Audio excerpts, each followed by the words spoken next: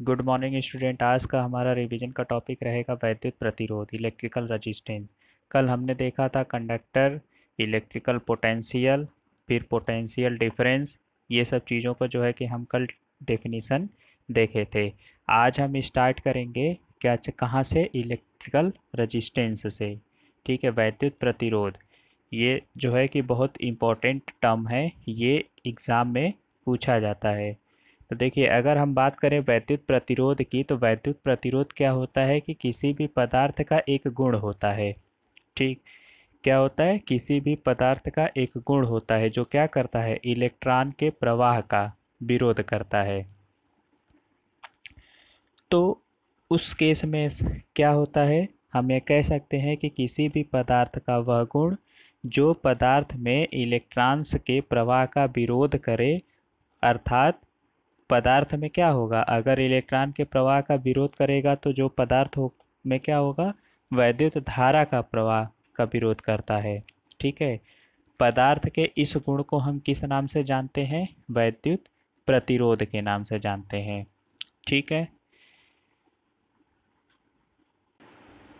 तो हम ये कह सकते हैं कि किसी पदार्थ का वह गुण जो पदार्थ में इलेक्ट्रॉनों के प्रवाह का विरोध करता है, अर्थात पदार्थ में वैद्युत धारा के प्रवाह का विरोध करता है, उसको हम क्या कहेंगे? वैद्युत प्रतिरोध कहेंगे। ठीक, वैद्युत प्रतिरोध को देखिए हम कैपिटल आर से या फिर स्मॉल आर से जो है कि उसको रिप्रेजेंट करते हैं। इसका जो यूनिट है, इसका यूनिट क्या होता है? ओम होता है, ओम। ठीक, तो ये रहा हमारा क्या चीज़? वैद्युत प्रतिरोध का डेफिनीशन। अब देखिए, वैद्युत प्रतिरोध को कुछ उसको प्रभावित करने वाले कुछ कारक होंगे। ठीक है, तो उनको जो है कि प्रभावित करने वाले कौन कौन से कारक हैं? तो अगला जो हमारा टॉपिक है क्या है? वैद्युत प्रतिरोध को प्रभावित करने वाले कारक। ठीक है, अब देखिए, हम एक चीज़ ये चीज़ जानते हैं कि हमें पता है कि R बराबर क्या होता है? रो एल बाई ए। रो जहाँ पर क्या है?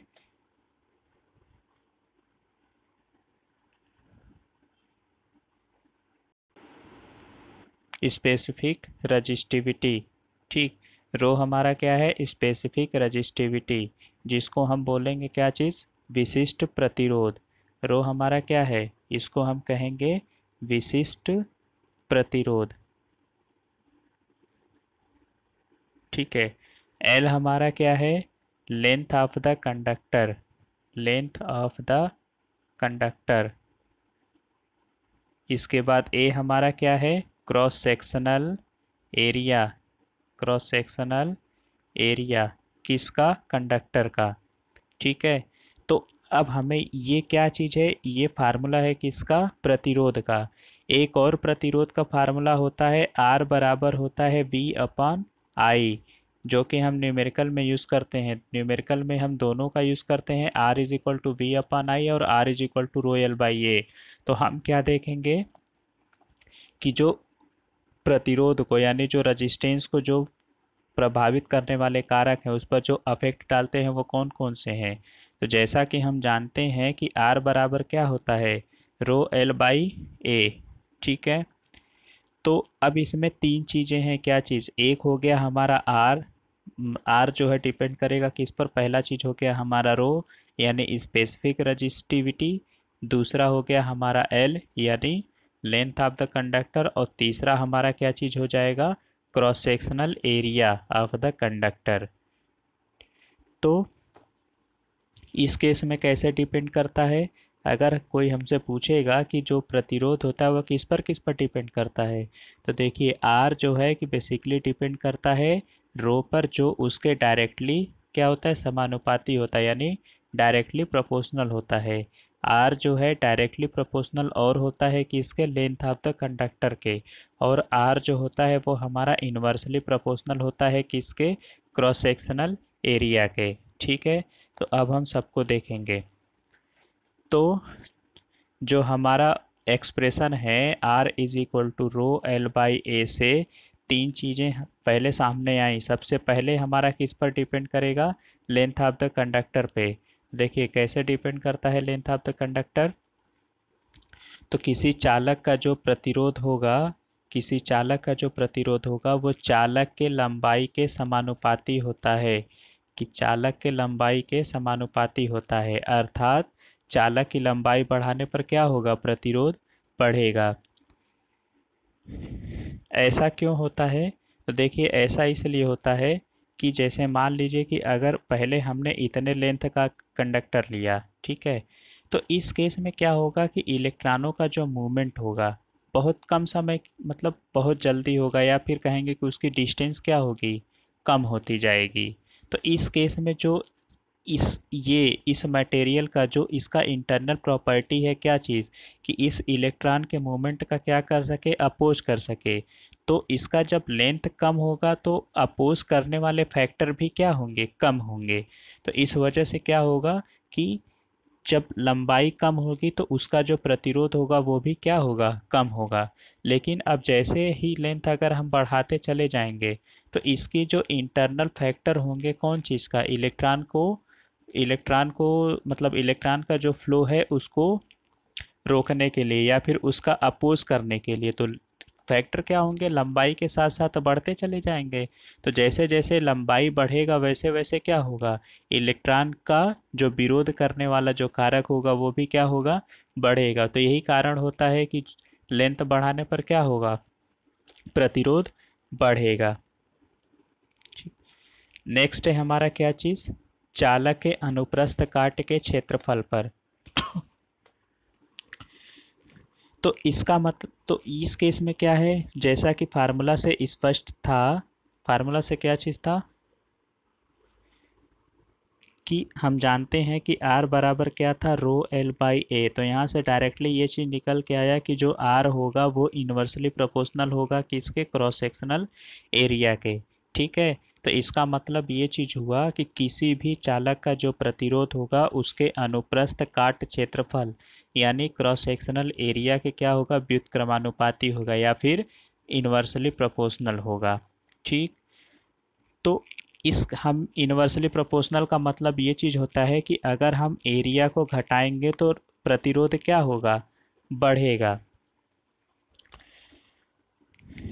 ठीक है, नेक्स्ट है हमारा क्या चीज़, चालक का पदार्थ।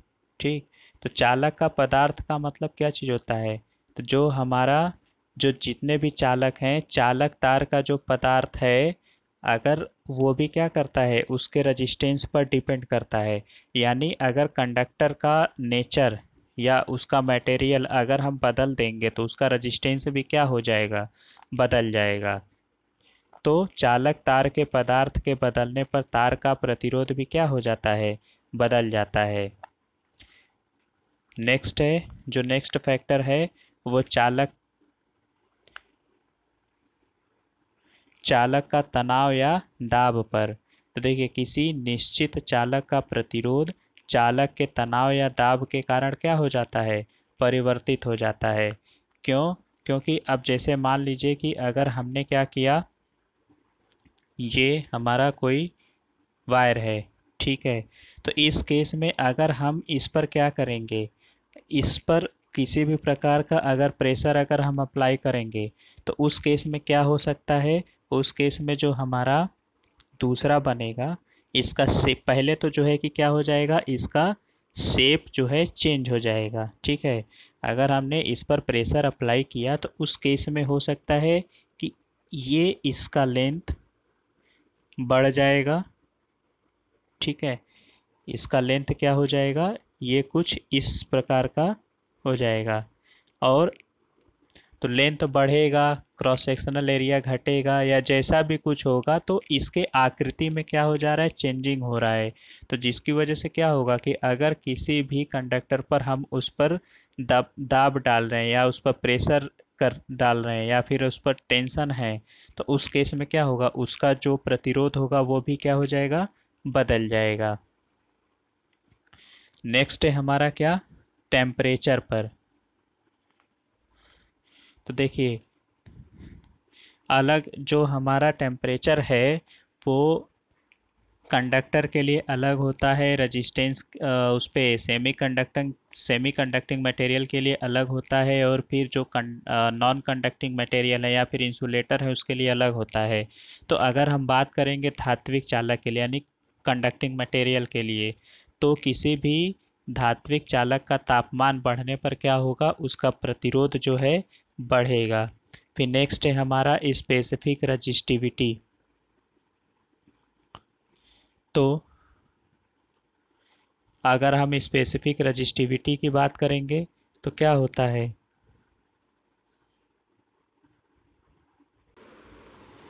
तो जैसा कि हम जानते हैं कि R बराबर क्या होता है, रो एल बाई ए होता है, ठीक है।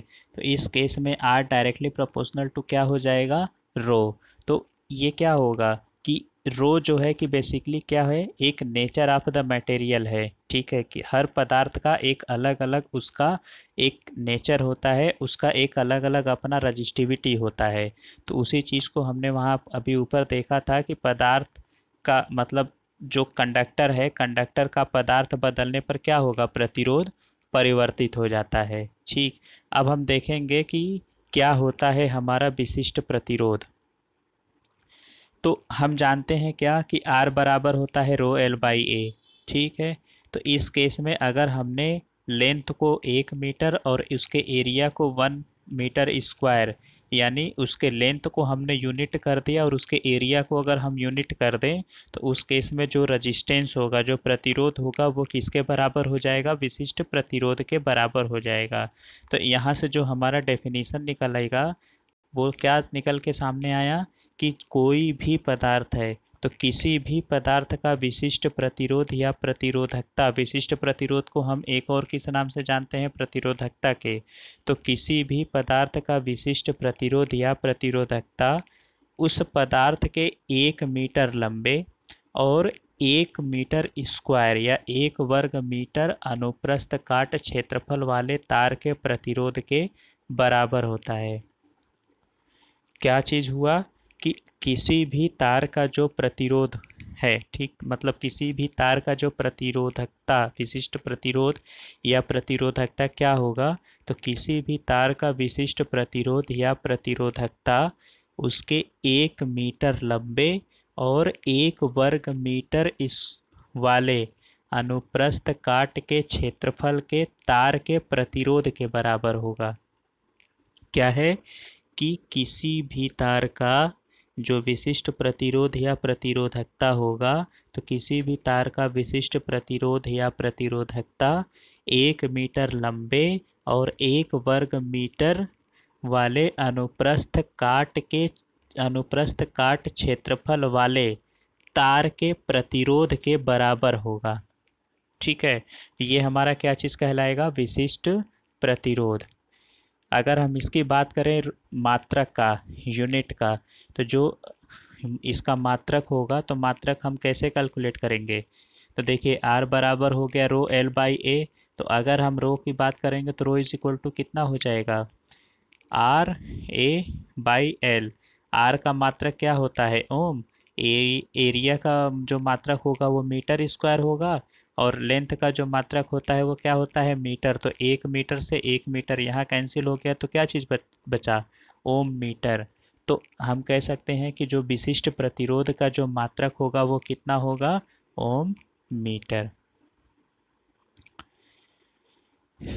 एक जो है खास, बहुत ही खास लाइन, मतलब खास पॉइंट है, इम्पॉर्टेंट पॉइंट है। देखिए, अगर कोई एक ही पदार्थ के बने तारों की लंबाई और अनुप्रस्थ क्षेत्रफल अलग होने पर उसका प्रतिरोध भिन्न होगा, लेकिन विशिष्ट प्रतिरोधकता समान होगा। कहने का मतलब ये चीज़ है कि सपोज कीजिए कि अगर हमने क्या किया कि एक कॉपर का हमने वायर ले लिया, ठीक है, इसकी लेंथ क्या है, L है ना, और हमने क्या किया कि इसका लेंथ L है और एक हमने दूसरा वायर लिया, सही, ठीक है। तो इस केस में हमने उतनी ही लंबाई का जो है कि तार लिया, लेकिन इसका जो क्रॉस सेक्शनल एरिया होगा वो A1 होगा और इसका क्रॉस सेक्शनल एरिया A2 होगा, ठीक है। यानी क्रॉस सेक्शनल एरिया यहाँ पे क्या कर दिया हमने, बदल दिया। तो देखिए एक ही पदार्थ के बने तारों का, ये किसका, ये कौन से मटेरियल का बना है, मान लिया हमने कॉपर का, ये भी किसका बना है, कॉपर का होगा।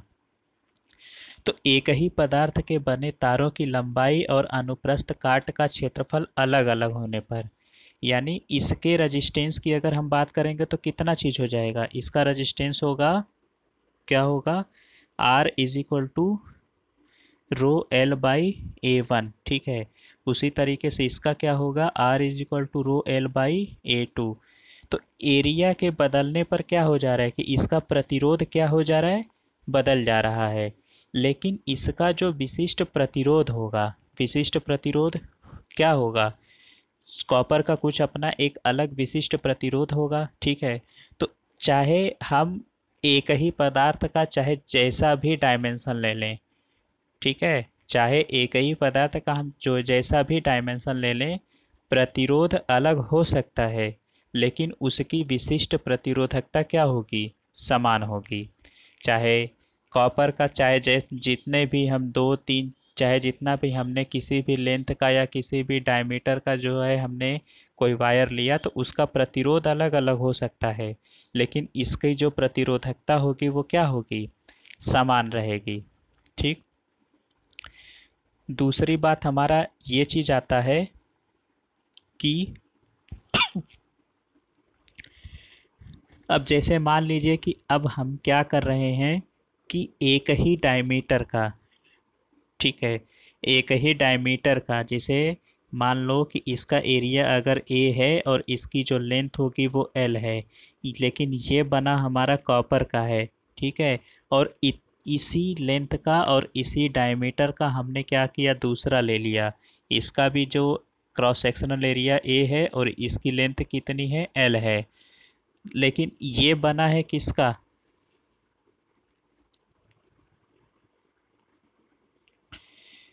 ये बना है कॉपर, सपोज करो एजी का, ठीक है।